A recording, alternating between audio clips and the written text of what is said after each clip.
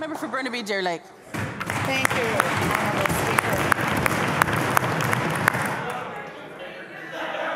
Honourable Speaker, the practice of hiring lobbyists with education funds was not limited to Kwantlen. It also appears that the board of Vancouver Community College also felt that it needed help lobbying the BC Liberals. Honourable Speaker, in 2011, the Board of VCC entered in a contract with BC Liberal insider Don Stickney to provide services including developing, as I quote, a regular program of engagement with key stakeholders and contacts in government, end of quote. Mr. Stickney, of course, was well placed to help engage with government, given he was fresh off his work as a key organizer of the Premier's leadership campaign. And in exchange for his services, VCC paid Mr. Stickney $75,000. So my question to the Minister of Advanced Education, does he think students of VCC were well served by paying $75,000 to a BC Liberal lobbyist? Minister of Advanced Education.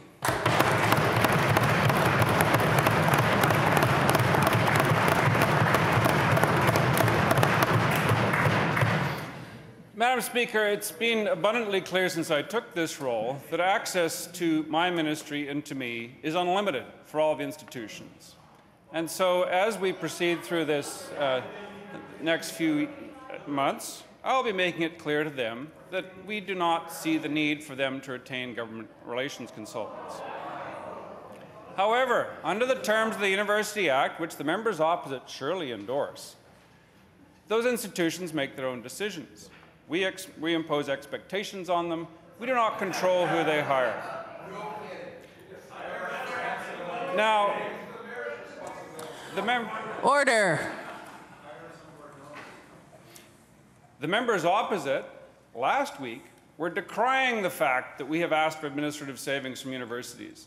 What a terrible thing this could be that universities are asked to trim their fat and to trim the sails. Well, that's exactly what we're going to be doing, Madam Speaker, on this very point. And I suppose that one can always speculate, perhaps I will be removed from my position, but I will then be in good company with the stream of leaders who have been replaced regularly on the other side.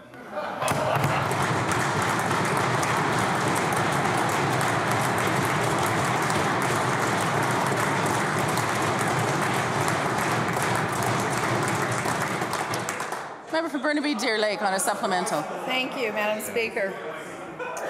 Madam Speaker, VCC also paid Mr. Stickney to develop, quote, a government affairs strategy complete with key messages and background materials on VCC, end of quote. So the BC Liberal-appointed Board of VCC paid a key player in the Premier's leadership campaign to explain VCC to the BC Liberals. So to the Minister, why would VCC need a lobbyist to explain VCC to the BC Liberals? Minister of Advanced Education.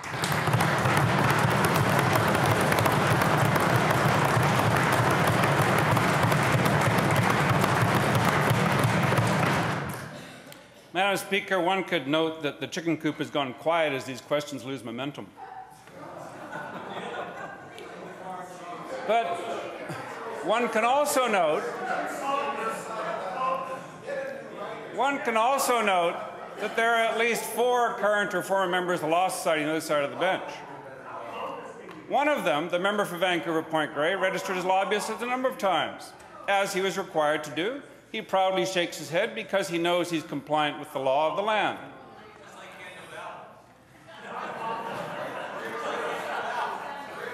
But lo and behold, an advocacy organization whose sole purpose is to influence decision makers, who puts together an advocacy guide, whose executive director during his tenure increased its profile and influence. The member sits opposite, and gladly he's a former leader. Did the member for Vancouver Kingsway register when he was a lobbyist for 4 years?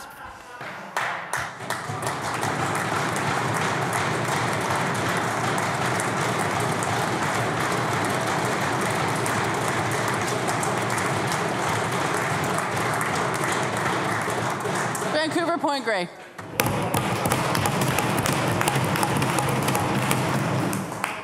Honourable Speaker, we're talking about taking student tuition dollars and government funding and using it to pay BC Liberal insiders, and the best that this minister has to offer is to call the opposition the chicken coop. Is that correct? VCC, that is sad, Honourable Speaker, because VCC wasn't the only school in on this racket. The board of Royal Roads University decided to take more than $40,000 of this public money and give it to BC Liberal insider group, the PACE Group. The contract was for, quote, government relations services. To the minister, hopefully a better answer. Why would the BC Liberal appointed board of Royal Roads University take $40,000 of student money and give it to a BC Liberal insider group? Minister of Advanced Education.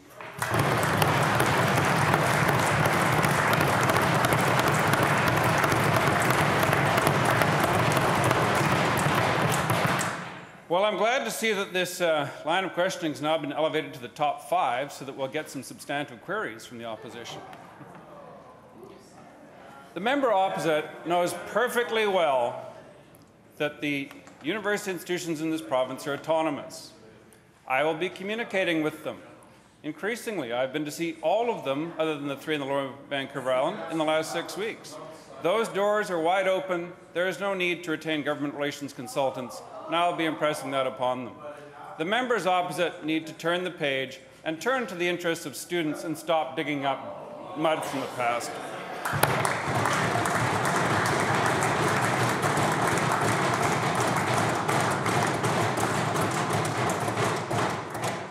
Vancouver Point Grey.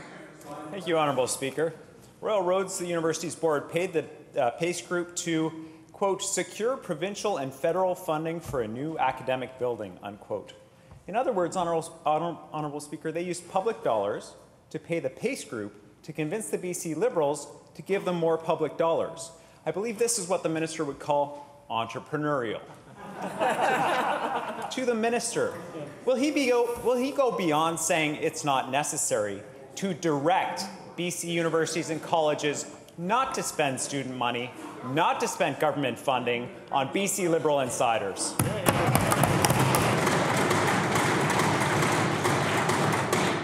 The Minister of Advanced Education.